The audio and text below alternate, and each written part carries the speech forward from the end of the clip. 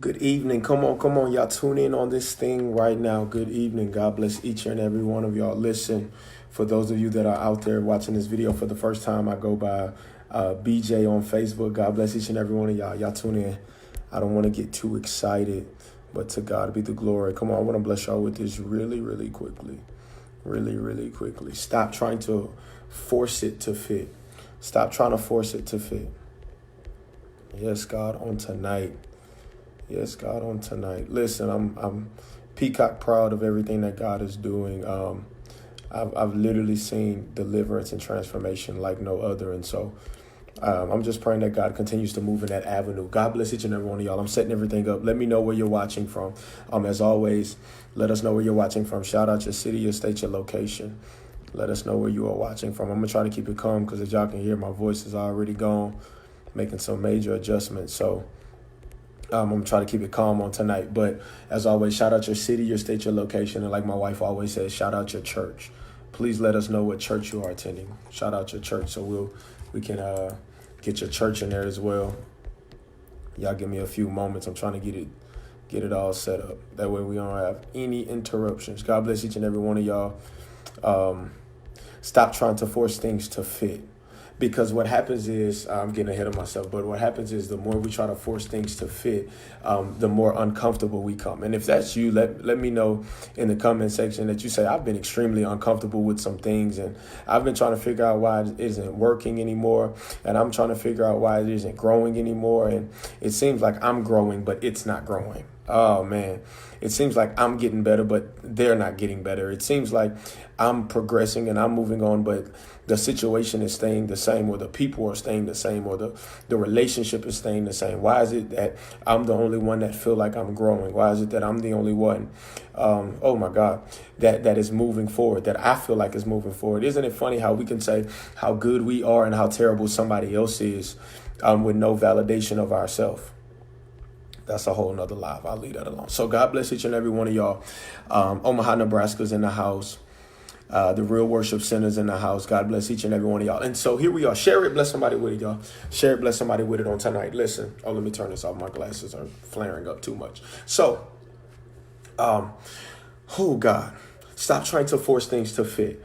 What do you mean by this on tonight? I'm glad you asked, because many times, if we be completely honest, I'll use this analogy to try to bring clarity to this. Many times we have old clothes that we know don't fit us anymore, but we refuse to give it up. Oh, help me, God. We have old clothes that we can't fit anymore. Let's be completely honest. We have old clothes, old pants, old shoes, old everything that we cannot fit anymore. But here it is. Oh my God, since we're familiar with it, we try to force it to fit. Yeah, many of you still try to put on your old cheerleader outfit that you had from high school, knowing that it's not going to fit. Many of you still have your athletic uniform that you had from way back in the day, knowing that it's not going to fit anymore. And so what happens is, oh my God, what happens is God says you're using it as motivation when it should be a memorial. I'll say that again. God says you're using it as motivation when it should be a memorial. What are you saying? Because what happens is, if you try to get back to something you used to be, you say, oh, well, this is my goal weight. I want to get back into my old uniform, or I want to get back into my old clothes and all of these type of things. What are you saying? Because many times, oh my God, you're trying to get back from a place that God has brought you from. Oh, y'all don't like it already. Share it, help somebody. So what are you saying on tonight? Okay. What I'm basically trying to get you to understand is that many times in our life, in our situations, if we be honest, we force things to fit. We force people to fit. We force jobs to fit. We force family and friends to fit. Why? All out of familiarity. Because we say we've been around these people so long. We say we've been knowing them, and this is all I know, and this is the only family that I have, or this is the only friends that I have. And so we try to force things to fit. And so why are you trying to force something to fit that God told you to get rid of? Oh, okay. I'll do it like this. Samuel, he was crying after Saul, after God had rejected Saul, after God said that he was no longer the anointed one, that he was raising up his own man that would be after his own heart. Samuel began to cry. He began to weep. And God told Samuel, he says, why mourn over Saul, knowing that I have rejected him? What does that mean for you and me today? Well, what that means is, why are we mourning over stuff? Why are we begging and crying and pleading for something that God had already took his hand off of, that God has already rejected? And so what happens is we continue to force things to fit. We continue to force ideas to fit. We continue to force people to fit. We continue to force perspectives to fit when God is saying that I have already rejected these things. Oh God, I have already rejected these things. And so I want you to get this on tonight. I'm going to try my best not to scream, holler, and yell, but I want you to understand this, because what if I told you the reason why you're uncomfortable, the reason why it doesn't feel right, the reason why you may feel foolish in certain aspects is because, oh my God, you're beginning to see the manifestation of something that is unfit. Think about this. You see it every day, all day. I see it on social media. You can see it if you step foot out of your house right now and look out of your window. You will see somebody that has something on that no longer fits them. And what happens is, when you have something on that no longer fits you, it begins to expose areas that should be hidden. And what God is saying for many of our situations on tonight, the reason why we are feeling exposed, the reason why we are feeling uncovered, is because we are forcing things on ourselves. We are trying to stay familiar with things that are really unfit for us. That relationship is unfit for you, but you say that that's all that's your boo thing, and y'all been dating for 10 years and this and that, and you force it to fit. So now you're exposed and uncovered, and you're mad with God. What God is saying, that why are you forcing something to fit that I already rejected? Think about how foolish people look. Think about this. Think about, because you've done it. I've done it a time or two where I rushed out of the house and I didn't want to iron, or I don't want to take the time to look for something. And so I grabbed something, oh my God, that I knew didn't fit me. I grabbed something that I knew was going to look crazy. I grabbed something that I knew that here it is again, that didn't fit me. Why? Because it was convenient and it was there. And many of us say that I'm not giving that up because I'm used to it. I'm not giving that up because it reminds me of this and it reminds me for that. But if you keep being reminded on what's old, how can God ever work something new? So it doesn't fit. It doesn't fit. Many of you are at churches that don't fit what God is doing in your life. Many of you are in relationships that don't fit what God is trying to do. Many of you are in friendships that don't fit. Why am I uncomfortable now? I've grew up around these people. We've went to clubs together. We've hung out. We've even dated. We've even dated brothers and cousins and all of these type of things. And why is it that now I feel like uncomfortable around them? And God is saying, because they don't fit in your new season. They don't fit in what he's trying to do now. And so you have to learn how to remove those things that no longer fit. Because if you keep something that is unfit, you will always look foolish. Come on now, they see you on social media, but within yourself, you feel foolish. They see you at the job, but within yourself, you feel foolish. And it's crazy because, oh my God, you're I don't know who this is for, but I hear God saying that you're doing excellent in front of them and you're doing excellent at the job, but you're uncomfortable and you're saying that this is not enough. And you're extremely down because you know you're not supposed to be there, but you settled in that place. You settled for something that was not fit for you. You settled for something. And this is another thing. I told you I wasn't going to get excited. This is another thing. Share it, bless somebody with it. This is another thing. Oh God. Oh Jesus. Stop trying to stay in something that you've already grown out of. Okay. Because many times, here it is. Many times, oh my God. A sign that you should grow up is when you've grown out.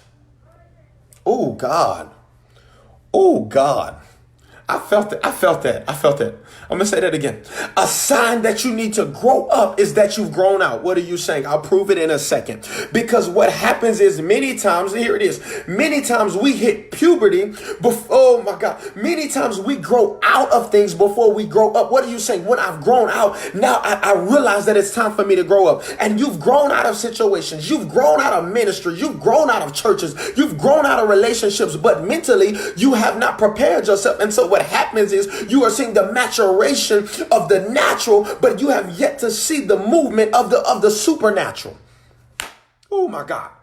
What are you saying? Of the mental. And so what happens is, you know, because you've hit puberty. Oh my God. You've known because it begins to sprout up. And so now you're saying, I know I need to grow, but I keep these clothes on, or I keep these relationships, or I keep these friendships, or I keep this career path. Why? Because it's convenient. Even though it's uncomfortable, it's convenient. Even though it doesn't feel good, it's convenient. Even though I know that I've outgrown it, it's convenient. And so what is happening is, you are settling at 20% when God has graduated you to 100. And so the sign that it is uncomfortable and you've grown out mean that it's time to grow up. Can I be transparent for a second? I'll be completely transparent, because what happened was, here it is. What happened was, God had exposed some things to me that I had grew out of.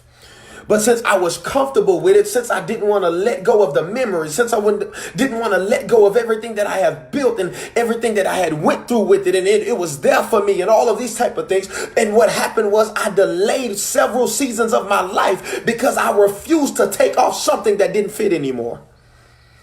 Can I suggest to you that the reason why you are caught in the snares of your mind, the reason why you feel crazy, the reason why you can't sleep at night, the reason why you are extremely uncomfortable is because you keep trying to force things to fit. Many of you are familiar with puzzles. We had puzzles growing up, and what happened with these puzzles were, watch this, every piece had an intended place. Every piece had an intended place. What does that mean? That means that when I try to force it to fit, the picture will never look right if I put something where it's not supposed to be. So even though I forced it, it don't look right. Even though I forced it, it don't feel right. And why do you know I'm forcing something? Because when you have to compromise, that's when you know it don't fit. That's when you know you're forcing. When you're trying to put something in a place where it's not supposed to be, that's when you know when it's unfit. That's when you know it's not working. And God is saying, many of you are trying to rearrange the puzzle pieces to fit what you want it to look like. God, who am I talking to on tonight? So I don't want to force it anymore. Come on, if that's your testimony, come in it. I don't want to force it anymore. I don't want to force it. Either it's going to fit where it's supposed to, or I have to get rid of it because I can't force it anymore. I've outgrown situations. I've outgrown old perspectives. I've outgrown old relationships. And the problem is, we keep taking pieces from old relationships and trying to get them to fit in the new. I say it all the time, and my wife is in the other room watching TV, and I'm pretty sure she can hear me. I say it all the time. The reason why I struggled in the relationship that I am in now is because I tried to take pieces from my past and force them into fit into the present. Oh my God. And I knew that it wasn't supposed to be there, but in that moment it made me feel good, so I forced it. I knew that wasn't what God intended, but in my flesh it made me feel good, so I forced it. I knew that I had outgrown it, but I brought it into the new relationship because I wanted to show that, look, I completed this. Look, this was a part of me. Look, I've grown in this, and I've done all of that. And God is saying, now you've grown, it's time to take it off. And so now I'm in a relationship suffering because I'm trying to force. Yes. Now I'm in ministry and I'm suffering because I'm trying to force. Now I'm at a job where I know I'm not supposed to be because I'm trying to force myself to fit. That's something that God already told me. Listen, he tells Samuel, why are you staying there knowing that I have rejected him? Why are you crying over it? Why are you worried about it? Why do you keep praying to me, trying to force me to make something work that I deem vain, that I deem that it wouldn't grow, that I deem it was over with? Why do you keep praying and trying to force God to do something that he already ordained to die? When you stop praying for the wrong things, you can locate the right ones. He tells him, get up, stop crying, because I have the replacement. Come on now. Leave that company, leave that job, stop crying, because I have a better career for you. That relationship that's been dead and it's not showing no signs of progress, but it's digressing, leave. Because I have rejected it. And you keep losing out on what God has for you because you are compromising and trying to force things to fit. I know it's uncomfortable. I know it's uncomfortable. But there are many settings I can't go in anymore. Why? Because I'm out. That would be me forcing it to fit. There are certain family members that I can never go around again. There, oh my God. Even at a funeral, I can't go because I cannot force things to fit anymore. Because when I go, the apostle said this, Apostle Unity said this, when you go, you are giving life to dead situations. And so now you are taking fresh oil and trying to force fresh oil into a dead situation. Can I say it like I really feel? You are forcing fresh oil into a spoiled situation. But you cannot put new wine skins in. You cannot put new wine in old wineskins. Yeah. Jesus. And so if I'm going to grow, if I'm going to find favor, then I have to get rid of everything that is unfit. Yeah. That's phone calls, that's text messages, that's emails, that's certain conversations, that's certain people. You have to get rid of things that are unfit. One of my favorite songs, it's a clause in a song, and it says, if it's not pleasing to you, take it out of me. That means, God, I don't want anything in my life that don't fit. I don't want anything in my life listen, I don't even want them to be around me if you say it don't fit. What are you saying? No, I'm not better, but I want God to do better in my life. People will say that it's arrogance because you don't want to be around unfit things. Jesus. But think about this. If you are around unfit things, how do you get motivation to get better? If you are around unfit things, how do you get motivation to press through? If you are around unfit things, how do you get motivation to live right? God says that you have to see it before you manifest it, but you have to put yourself in a place where you can see the very thing that he has for you. But you cannot see it if you're studied around dead stuff, if you're studied around petty stuff, if you're studied around negative stuff. I told God on last night in prayer, I say, God, remove everything that is unfit.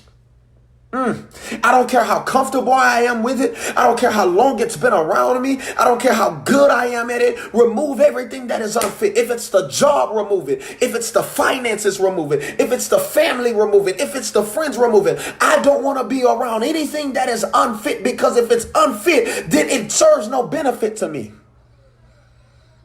Well, that's hard for me because I live with them.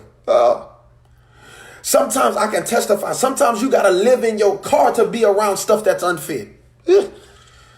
It's hard for me because we compromise and now we in a situation. It's hard for me because we compromise and now I got this baby. It's hard for me because we compromise and now I'm with somebody that I'm not supposed to be with. It's hard for me because I got these bills and I got these responsibilities, and it's hard for me because I went to school for this and I'm trying to make it work. And if you are trying to make it work, if you got to force it and scratch and claw to make it work, then you know it's not God. I'm not saying that you won't struggle. I'm not saying that it will be easy. But what I'm saying is, if you have to go out of your way to make it work, if you have to go out of your way just to see a little resemblance, then you know it's not God.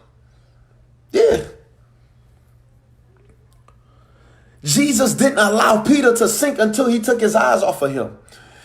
That means that when he stepped out, he knew that it was God all the way with him. God didn't turn away from him, but he turned away from God. That's a whole nother life. God didn't turn away from him, but he turned away from God. Why? Because he starts getting distracted by the things what were around him. So what are you saying? When it's God, I am granted. God, if it's you, bid me to come join you. Come on, God, if it's you, bid this relationship to be blessed. God, if it's you, bid my finances to grow. God, if it's you, bid this career to be blessed. God, if it's you, bid the family to be right. But if it is not you, then cause it to sink, cause it to drown, cause it not to live. Because if it doesn't live, then you are showing me that it's unfit for what you're doing. Share this, bless somebody with it. I just want to give y'all a token of this. If y'all want part 2, leave it in the comment section. But for those of you that are watching this live, and for those of you that will view this in the future, I need you to understand that you have to learn how to stop forcing things that God has already cursed, that God has already rejected. Stop putting your seeds in a dead ground. Stop taking your time. Stop taking your talent. Stop taking your ability and placing it in people and placing it in jobs and placing it in careers that God has already rejected. So God bless you. God keep you on tonight. We are taking off all clothes that don't fit us anymore. We are removing all items that don't fit us anymore. We have outgrown them. So now it's time to grow up. God bless you. God keep you. Keep pushing. Pray, prepare, praise until something happens. We love you. Until next time.